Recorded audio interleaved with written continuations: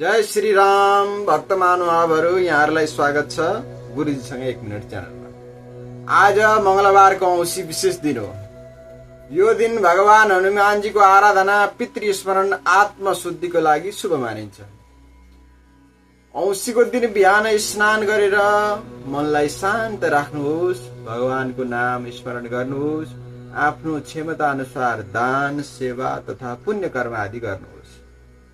मंगलबार भएकाले भगवान बजरंगबलीको पूजा, हनुमान चालिसा पाठ, ओम हम हनुमते मन्त्रको जाप गर्नुहोस् अनि मनमा शान्ति, साहस, आत्मविश्वास र सकारात्मक ऊर्जा बढ्ने धार्मिक विश्वास पनि रहिआएको छ।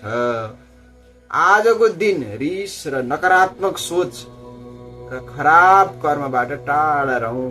हनुमानजीसँग प्रार्थना गरौं, हे बजरंगबली, आज हाम्रो परिवारमा सुख, शान्ति, स्वास्थ्य एवं समृद्धि प्रदान गर्नुहोस्।